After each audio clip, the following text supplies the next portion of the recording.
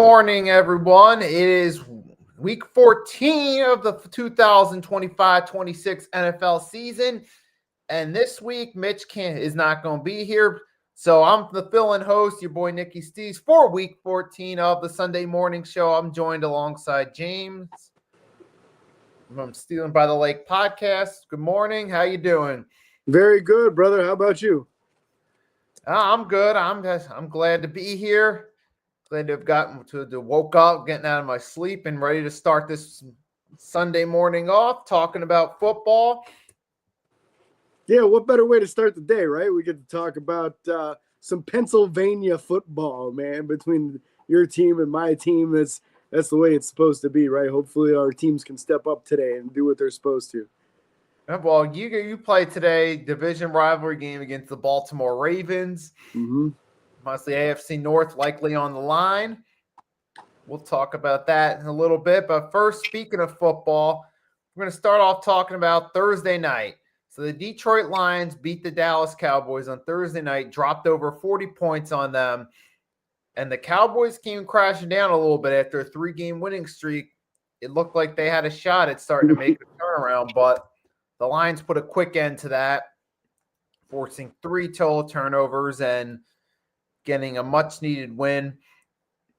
What are your thoughts on this one? James, we'll start with you. It's a fun topic for me, man, because this year there's been a lot of criticism thrown Pittsburgh's way for trading away George Pickens because he's been so good for Dallas. And the talent with George Pickens is unquestionable. He's an incredibly gifted athlete. He's very highly skilled at high pointing a football when it comes to a 50-50 situation. The problem with George has always been when he starts getting double teamed, when the ball's not perfectly thrown to him, where's the effort? When there's a run play and all he's supposed to do is run block, where's the effort? We started seeing that creeping into things on the field on Thursday night. There were a few times where George just kind of walked through his route. Ball was almost picked off because of it.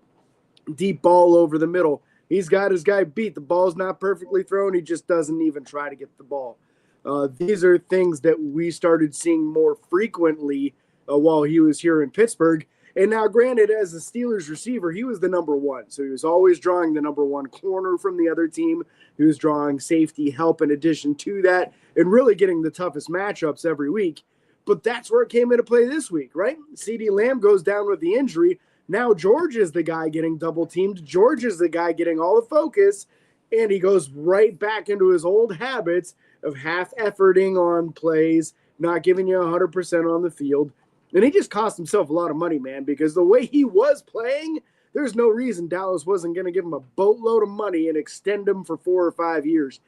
Now that they saw a taste of what Pittsburgh had been seeing for the last 3 years, they're going to be probably a little bit more hesitant to do that. Now, he's got an opportunity to right the ship and come back and get back to full effort.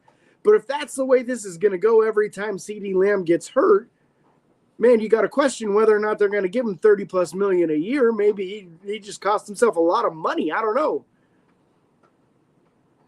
I mean, yeah, possibly. That's interesting. And like I said about George Pickens when he first started, it's going to be great in the short term, but when things aren't going as expected, we'll see how it goes in the long haul. And we're already starting to see signs that that's going to be a long-term problem for the Dallas Cowboys, having George Pickens on the team. It's like deja vu all over again. Yeah. And this is the best quarterback play he's had in his career. Let's be real. Dak Prescott's a pretty talented QB. Good morning, John, I think it was, who said good morning to us in the comments there. But, man, things are not going to be perfect every single week. And I don't know if you're going to see a better quarterback than Dak in your career because things aren't going to get better options. And Dak's pretty solid. So he better get his act together, man, because this is the best case scenario for what he's going to see most likely in his career. Yeah, and for me, it's going to be this is interesting because we thought for a few weeks the Dallas Cowboys were starting to turn it around. And I was saying after Thanksgiving, you know what? There's a realistic shot they could possibly win out this division.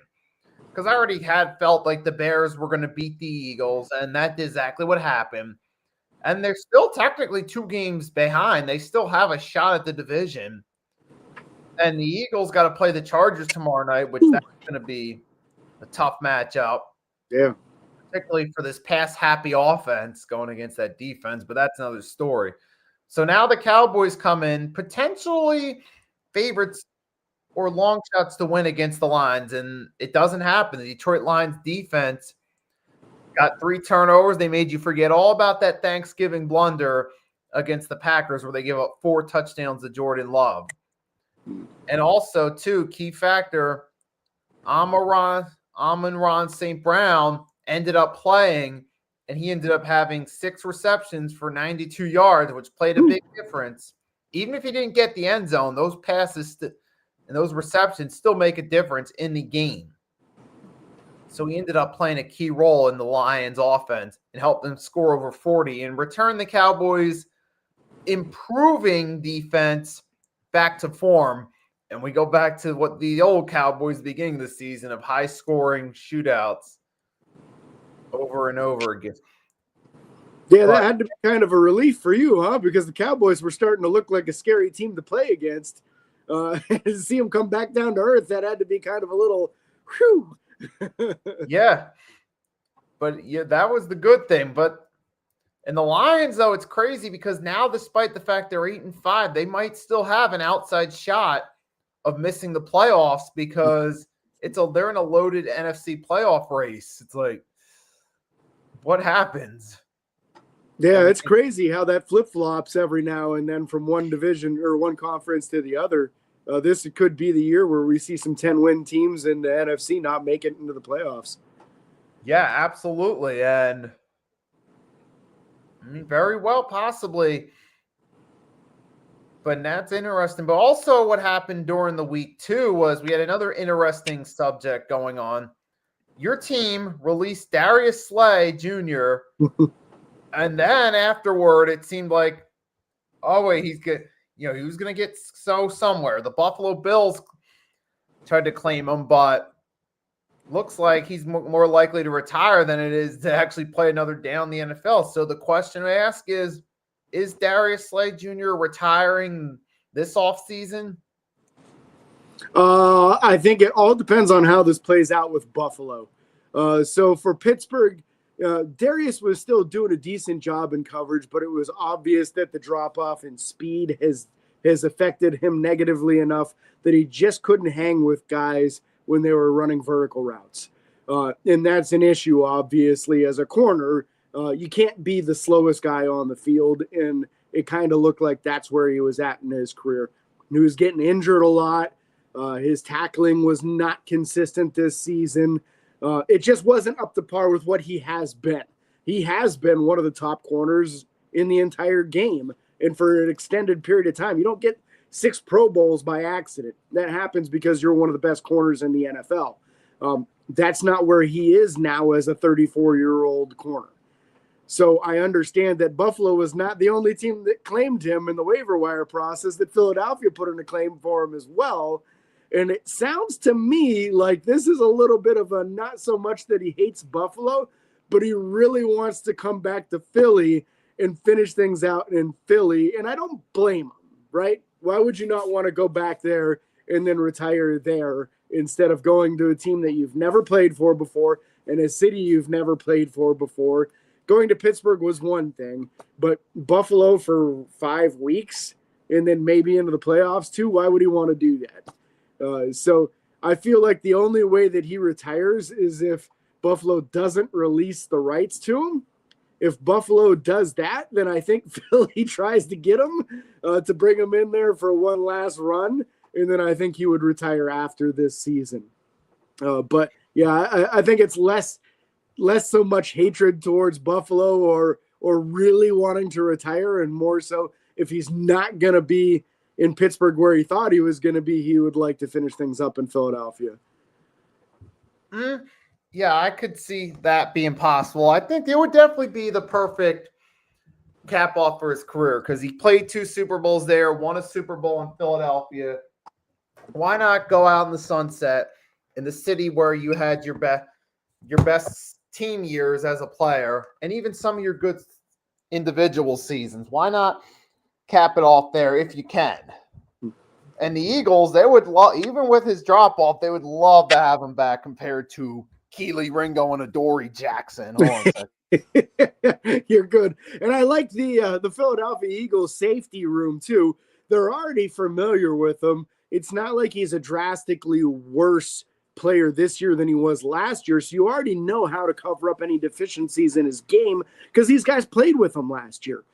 So it's an automatic, easy fit, in my opinion, going right back to Philadelphia, where Reed Blankenship and the other safeties, like they know what to do to make sure they've got his back in situations that are unfavorable for him. Exactly. And right, with Buffalo, you have to take time to develop team chemistry, and it's not the best time of year to just come in, try to ease your way into a system. You're in December mode. You have to click with them right now, especially with the Buffalo Bills who are in a tight race for a playoff spot. It's not a great team situation. So it's like, yeah, you need to – yeah, Philly's a lot easier. You just come back. You already know the guys. You could just come in, play, boom. Things could work out a lot smoother that way. You already know what you do. You know the playbook. You know the defensive coordinator.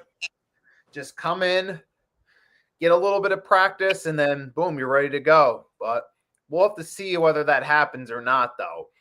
Yeah. If that doesn't happen, it's possible he might just retire. Yeah, I agree. I think if Buffalo decides they don't want to have to or they don't want somebody else to have him. I wonder if this becomes one of those like a jealous ex-girlfriend or something. If I can't have him, nobody can have him kind of situation. Yeah. Or Buffalo might say, well, if you don't want to come here, we're going to hold your rights so nobody else can have you either. I think that is a situation that we could possibly see here, a little bit of sour grapes kind of deal. Yeah, possibly. We'll see. But with that being said, as I said, it's getting closer to playoff time. So ultimately, it's getting a lot more interesting. So that brings us up to the next subject. If you could pick only one of these two teams to make the playoffs, who would it be? Or one of these three teams, the Bears, Lions, or Packers? Only one. Yeah. Woo. Wow, that's a tough one right there, man, because I feel like the team that's on the hottest streak of the three right now is the Bears, but I don't know that I trust them to really make a run when it comes to going against elite teams week after week. And then it's just been so inconsistent with the other guys,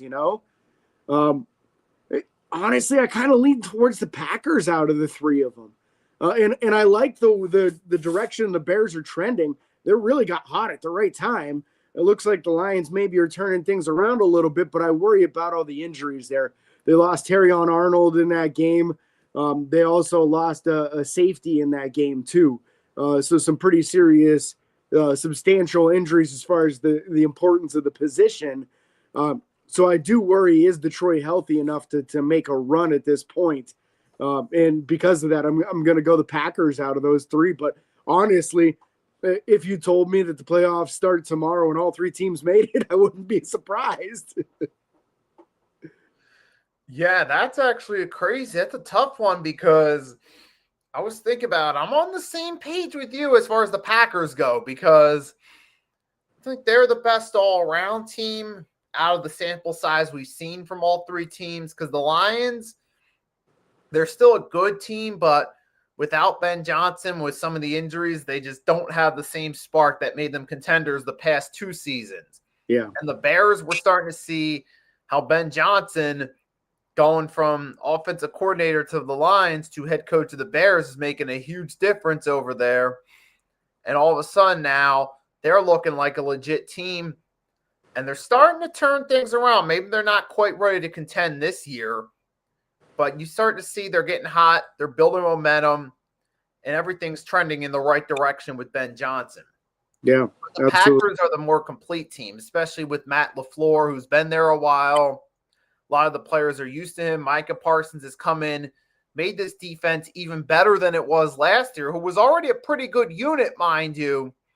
And now this year, you see the difference, and you can see the jump in win totals this year, particularly against NFC North foes, particularly sweeping the Lions. Because last season, their biggest problem was they struggled against their division, particularly against the Vikings and Lions. But this year, all of a sudden, it's a different story.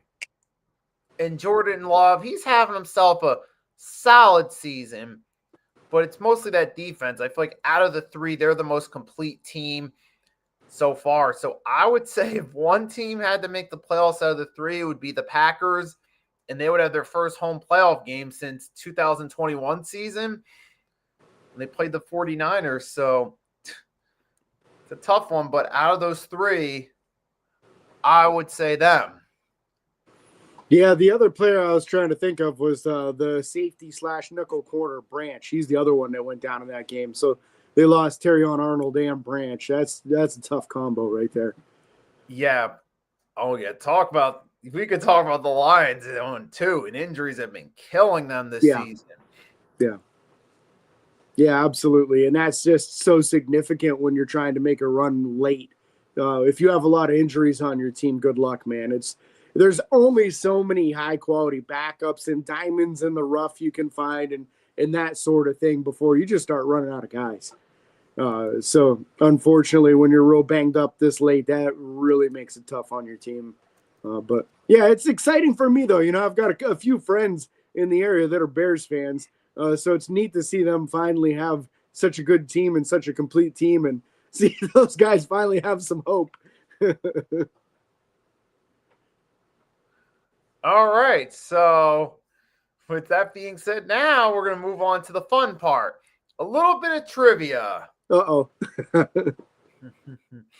had to double check the first question real quickly. So now the question is, which NFL quarterback holds the record for most career pick sixes thrown? Oh, that's such a specialty thing.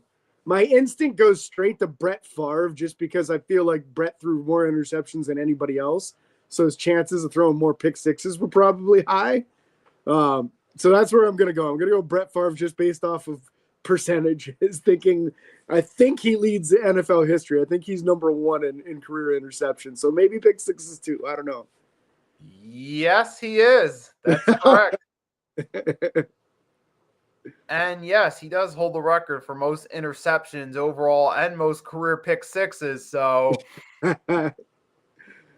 that's it. With a true gunslinger, you're going to get a mixture of both, man. And there was no truer gunslinger than Brett Favre. Let me just double check the second question real quick.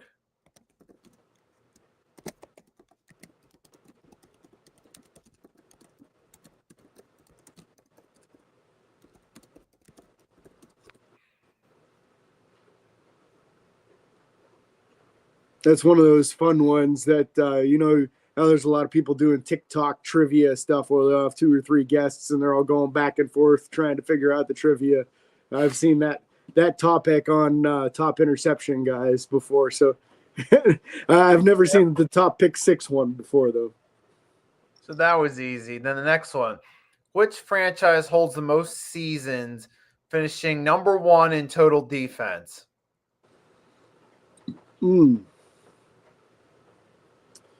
Number 1 in total defense. Does the question break it down as far as, like, is that a yardage stat? Like least yards allowed? No, it just says most seasons, number 1 in total defense. So. Okay.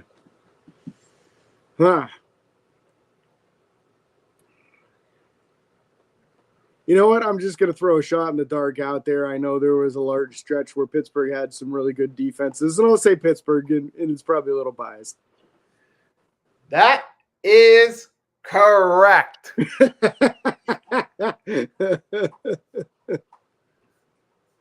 All right, so well done. That was a quick, easy trivia, and you're right. Pick us our Steelers, buddy.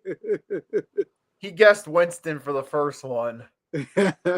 He's probably pretty high on that list, man. Jameis threw a lot of picks. Right, he didn't have a long enough career Yeah. for that. And then, we got one last trivia question. Just double check real quickly. I mean,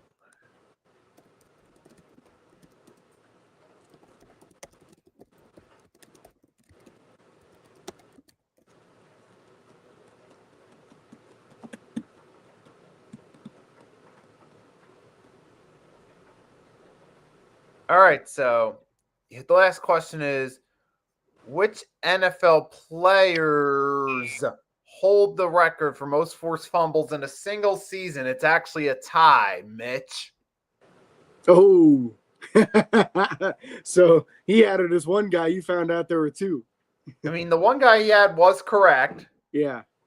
So, all right. So forced fumbles in a single season, I would lean towards pass rushers on this, just because some guys are masters of the strip sack. they're actually closer to our. They both happened in the 21st century, a couple seasons apart from each other. Okay. That's helpful. I know that there were some pretty serious seasons. Let me say James Harrison on one of them. And then, who else had a bunch of strip sacks?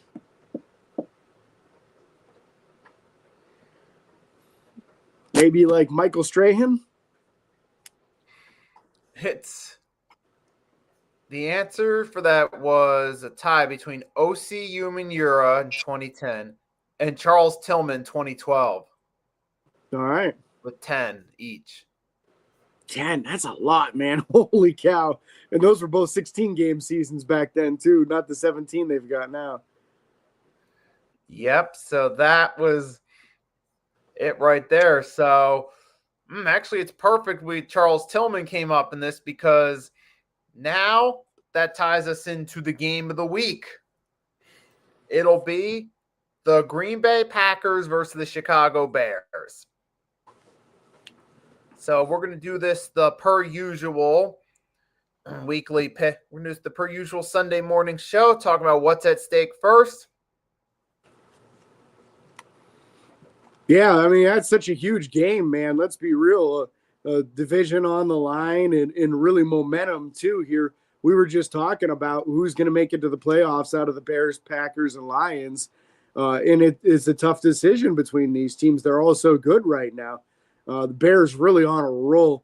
You got to feel like they just knocked it out of the park with the Ben Johnson hire, because I don't feel like there was a huge change in personnel other than the offensive line per se on the offensive side of things, and ensure the new tight end, but he hasn't really caught on that much until the more recent weeks. So, wow, just like this is going to be a fun game. Yeah, I might actually watch this.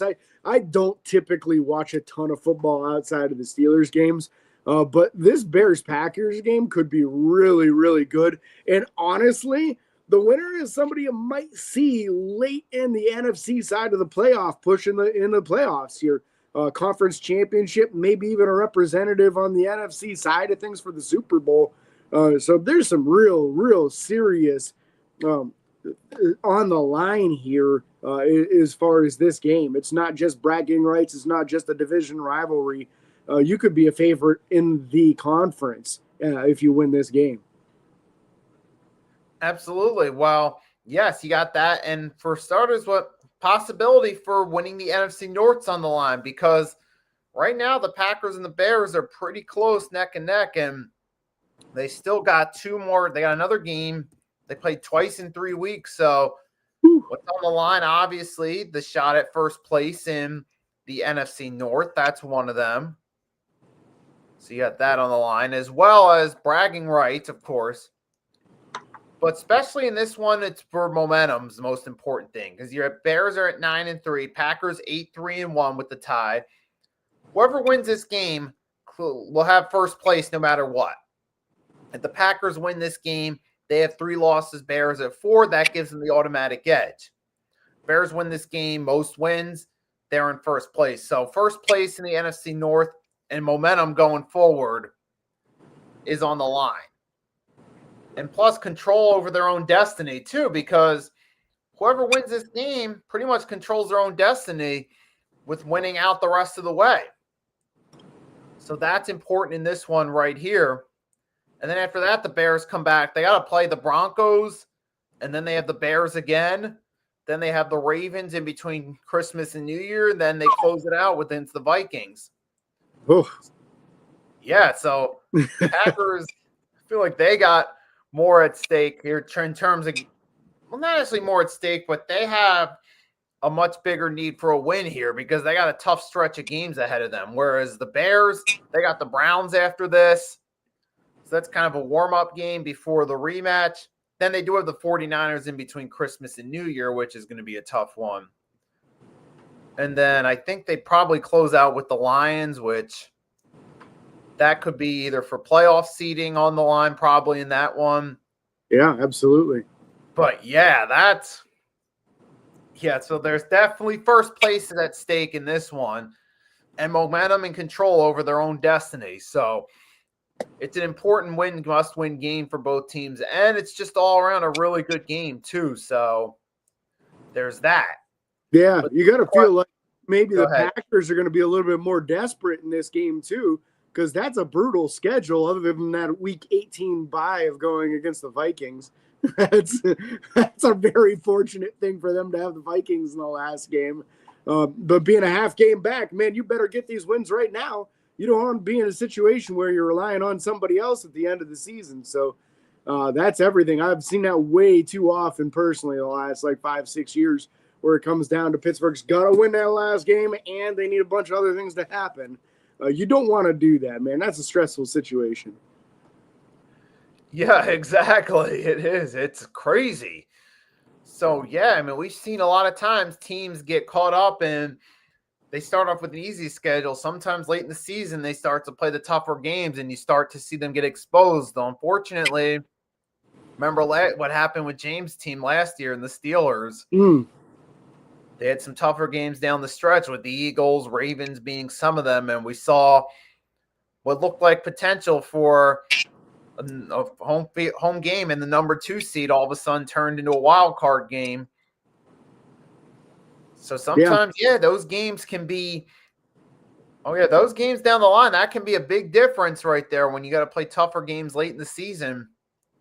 But to be fair, the Bears have a few tough ones, twice against the Packers, the Lions, and the 49ers. Yeah, none of that's easy. So really both teams need a win in this one for momentum and to try to control their own destiny and set the tone for the rest of the season. Yeah, so absolutely. Yep, and the question I have now is, who's the dark horse for this game?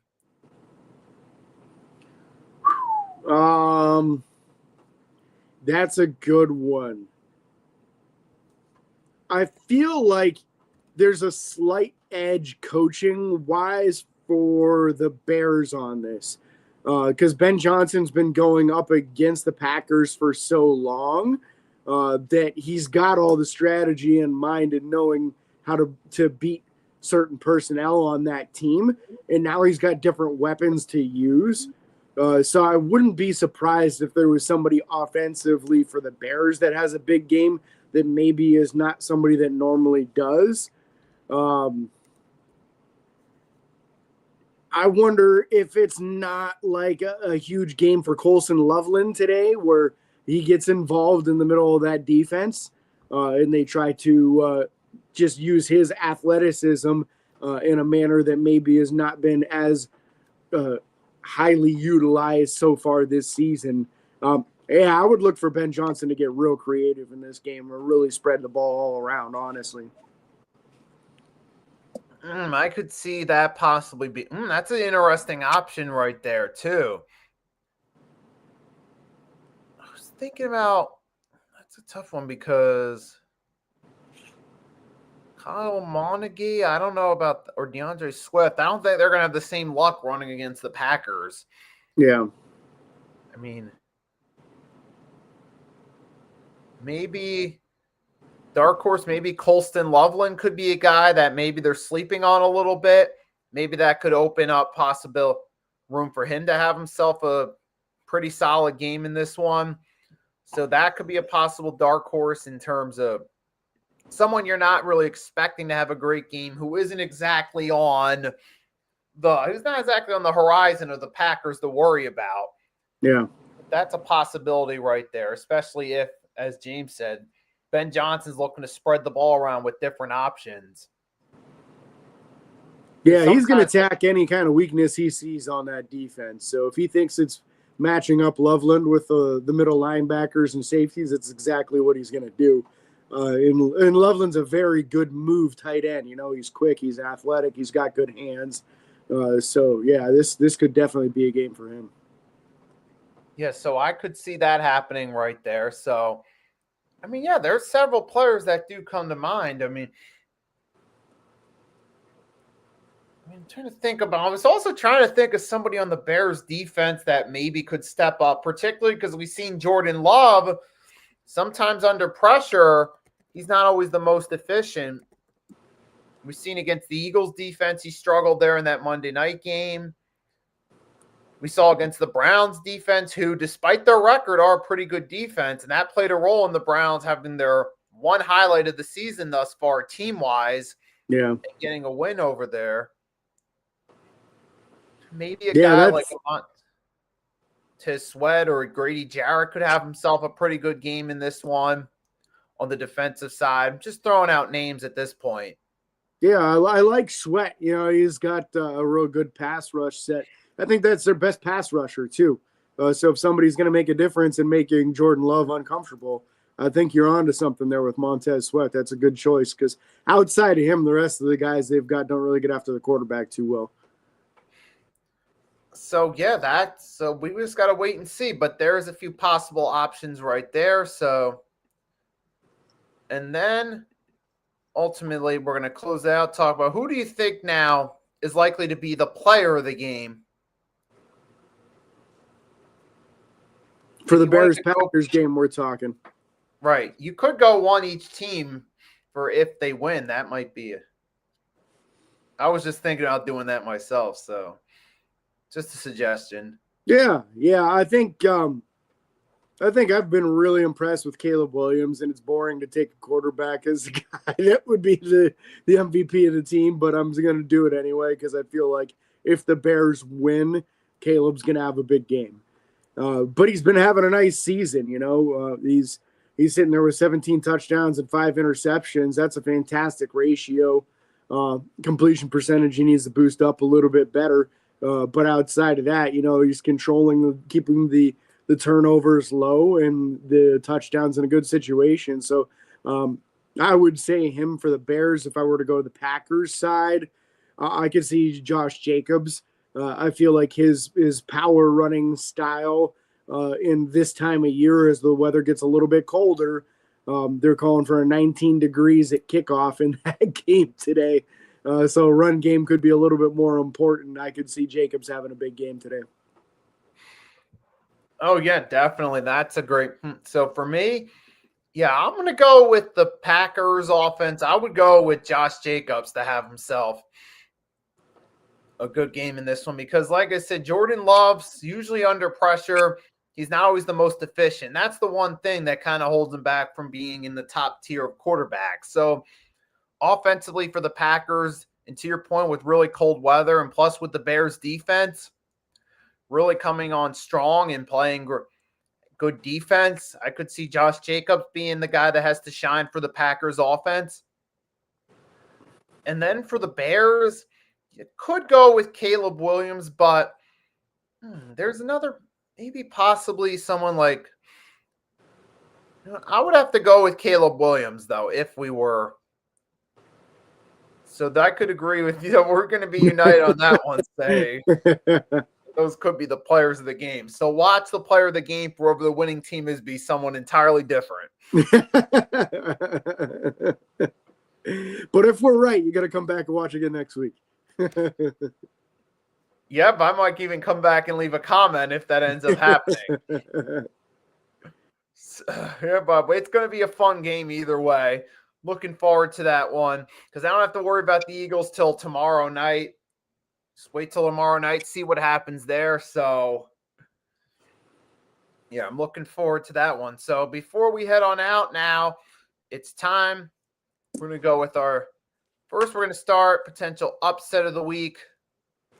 I could pull up the schedule if you want me to. I'm checking it out here on my phone to see who would be our upset. Whew. It's a tough week when you're looking through it. It's a lot of either bad team versus bad team or good team versus good team. Not a lot of good team versus bad team.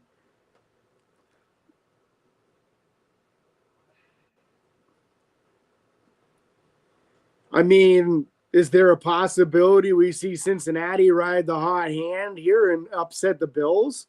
Oh, that could be. I could see that. That would be because that could be a toss-up, especially with Burrow being back and the Bills' defense at times looking sus. I could see that. Yeah, and honestly, their secondary probably being one of their weak points right now. I mean, they're bad enough. They're trying to pick up Darius Slay off of waivers to improve that secondary. So you would think Cincinnati probably have a good matchup there as far as their passing offense versus the Bills secondary. So if I'm going to go on upset, that'll be the way I'll go is the Bengals over the Bills. Yeah, definitely. I could see that definitely because now we saw with Joe Burrow being back. And a fun fact, so far they're 3-0 with Burrow as their starter. So 3 of their 4 wins came with Joe Burrow. Yeah. Which is funny, Flacco was putting up points. He was putting a lot of yards up on the board. They just weren't winning the games. But that's kind of been the Joe Flacco experience the last few years. He throws for a lot of yards, a lot of touchdowns, but also a lot of turnovers. Yep, exactly. So there was that factor right there. But yeah, so I could see that definitely being the upset of the week, especially because it's the Bengals. We know the Bengals high scoring games is the per usual with them, so I could see that happening here in this one. And I think that's possibly because I'm looking at the rest of the schedule. I'm like Raiders, Broncos. I don't see it. Packers. Yeah, I don't really think that would be an upset either way. So, I mean. I thought that the Cowboys Lions going into it could be, but that didn't pan out to be an upset. So it's like, yeah, I got to say that one because I'm like, Browns, Titans, is it really an upset either way? Yeah, that's it. Like they both stink. So I guess probably the upset is if Tennessee were to win, but I don't even know. I mean, it looks like it's only a 4-point favorite for Cleveland at home, and you get 3 points for being at home. So that's.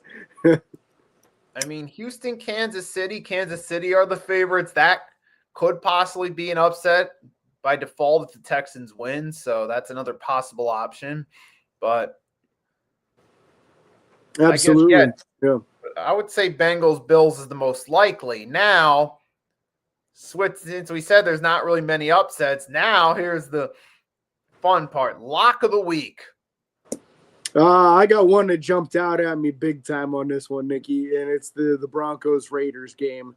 I think the Raiders have like a 0% chance of winning this, so I'm gonna go Broncos as the lock of the week for me. I think that's the easiest pick out of everything. There's a lot of ones where this team should beat that team, but I feel best about that game.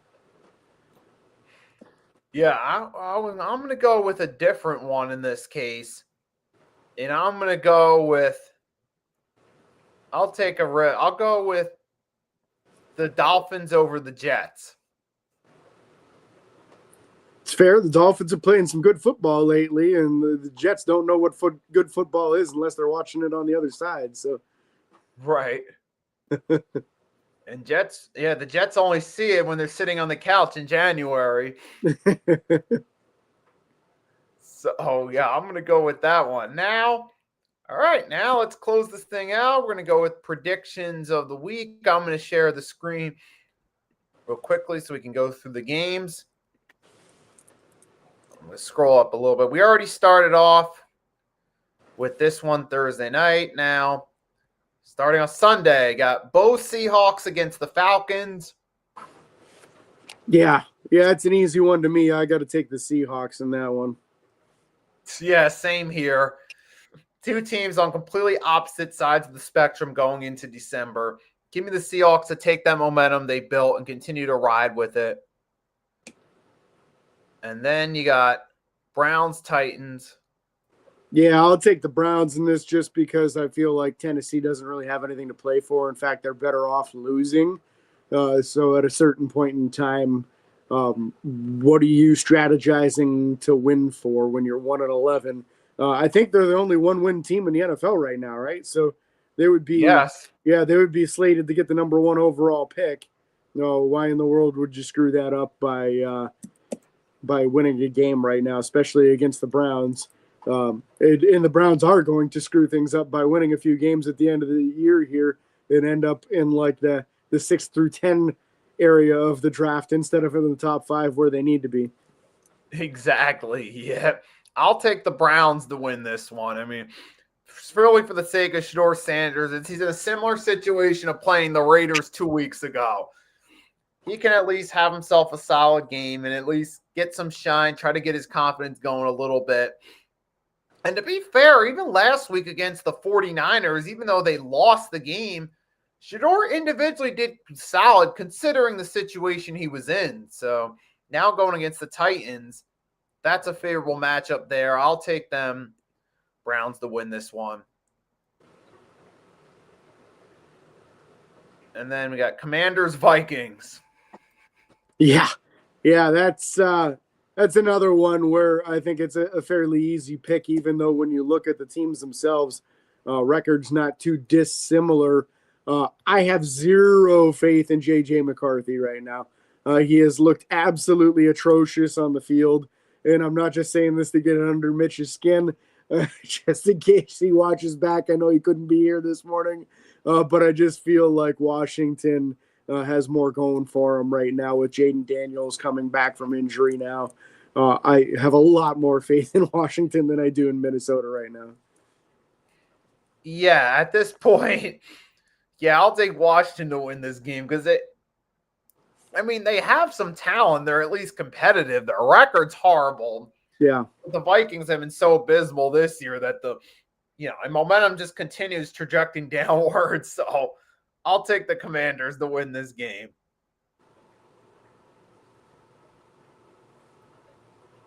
I already said this, my lock of the week. Floor is yours, Dolphins, Jets. Yeah, and I'm joining you on this. I think the Dolphins easily handle business here, and it's in New York's best interest to lose. So I think that's exactly what they need to do. Good morning, Cameron.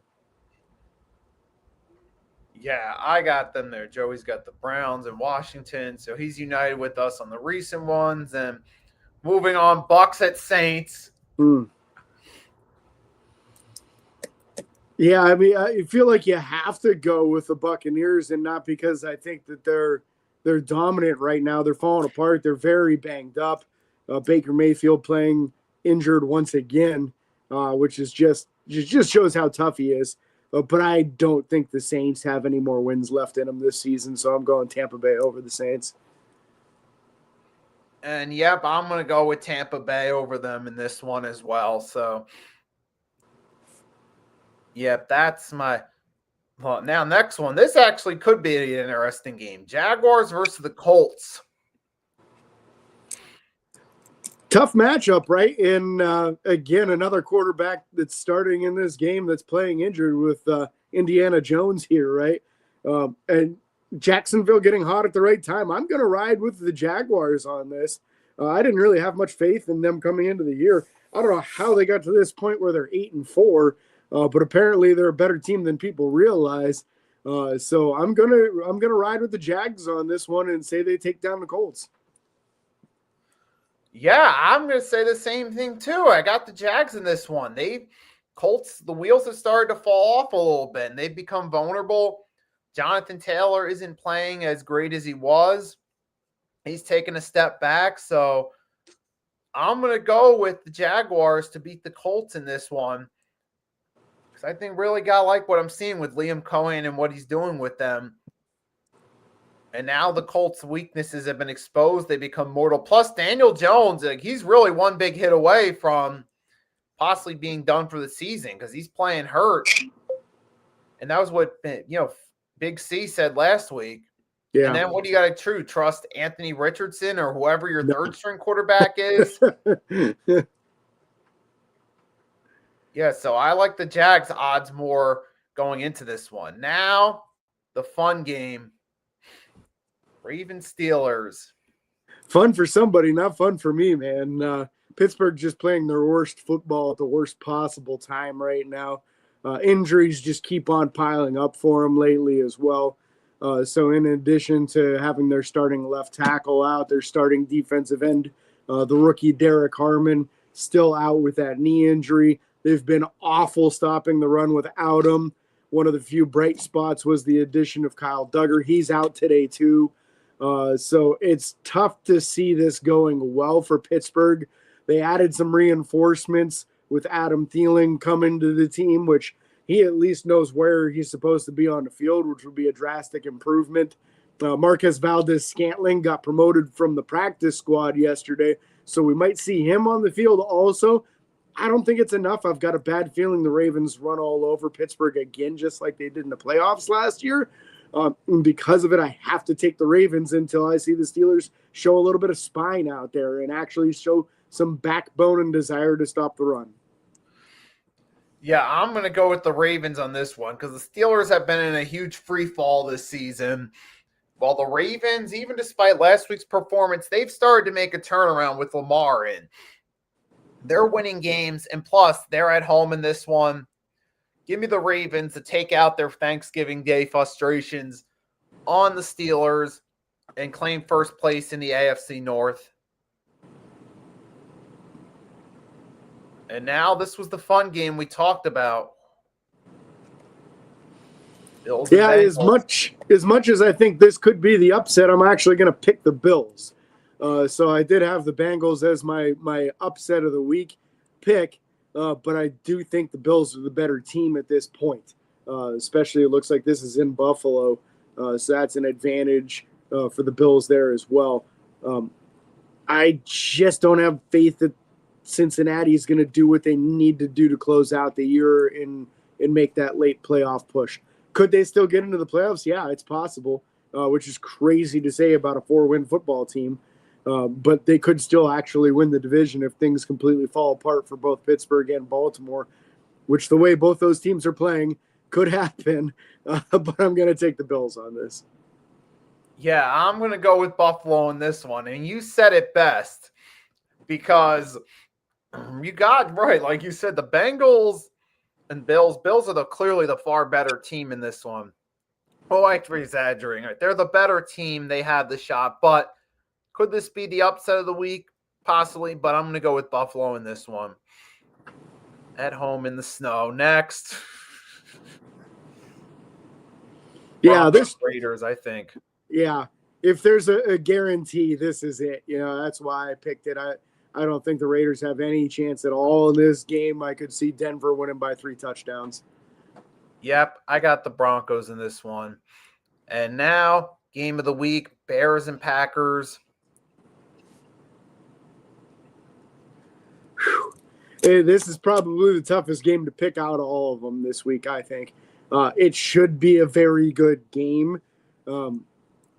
I'm going to go against the norm a little bit, and I'm going to pick the Bears on this. I think the advantage goes coaching-wise to Ben Johnson. He's just been very exciting to see what he pulls out of his bag of tricks this year. Really seems to be getting the most out of his players with a backup running back like Kyle Monangai with over 500 yards rushing and still having over 700 yards rushing out of Swift as his starting running back. He's really spreading the ball around. We saw the distribution of these wide receivers and in the tight ends with a lot of guys in that 30 to 40 catch range. I think it makes it difficult to figure out who's going to get the ball next. And everybody is an equal weapon in his offense, it feels like. So I'm going to take the Bears over the Packers in this one. I'll go with the Packers over the Bears in this one. It's a tough game. It's a close one, but I'm going to take the Packers in this one. I mean, their defense isn't playing excellent. I mean, this is going to be the toughest game the Bears have played all season. So, Yeah. we'll have to see how far they've truly come in this one. But with the Packers, it being at Lambeau Field and with their history of having the Bears number, I don't know if the Bears are quite – I could see the Packers winning this one, then maybe the Bears winning the rematch and the two teams splitting for the season. But there's just something about it that just tells me the Packers in this one. Next one, Rams and Cardinals. Should be an ugly game, right? I understand the Cardinals have given up on Kyler for the season. They're benching him, so that's never a good sign. But Jacoby Brissett has put some good football out there. Not good enough for me to want to pick the Cardinals. I'm going Rams on this. I just feel like they have way too many advantages for them to lose this game. Yeah, I'm going to go with the Rams in this one. So teams going in opposite directions. Pretty self-explanatory. Yeah. Sunday night game, Chiefs versus Texans. May not be the most fun game, but it is an interesting one. Yeah, and realistically, if Houston wins this game, they're probably burying the Chiefs, right? It's going to be very difficult for the Chiefs to still make the playoffs if they don't win this game. So this is pretty much a must-win for Kansas City. Boy, in Houston kind of playing some decent football. Their defense has just been incredible this year. So it's tough to go against them. It's a primetime game. Sometimes your marquee players have their best games in primetime. I think Mahomes puts up a big game this week in an effort to try to keep his team back or keep them in playoff contention here. I'll take the Chiefs, even though I don't feel real confident in that. Yeah, I'm going to go with Houston in this one because they're really an underrated team, and Kansas City just hasn't been playing the same type of football that we're used to seeing from them. I mean, Houston takes this momentum, especially that defense. They take that momentum. In Kansas City, they've become pretty much a two-player offense at this point with Mahomes and Rice, with Kelsey occasionally showing flashes. But we've seen throughout the season Mahomes has sometimes struggled against good defenses. Even against the Broncos, we saw that one. I feel like that trend continues here against this Texans defense, who's very underrated, mind you. And they find a way to get the upset. And I'll put it this way about Kansas City. They have to win out the rest of the way. I feel like one more loss, they're automatically out no matter what. Yeah, it's going to be real tough for them because the division seems like it feels like it's out of reach for them with how good Denver is this year, how good the Chargers are this year.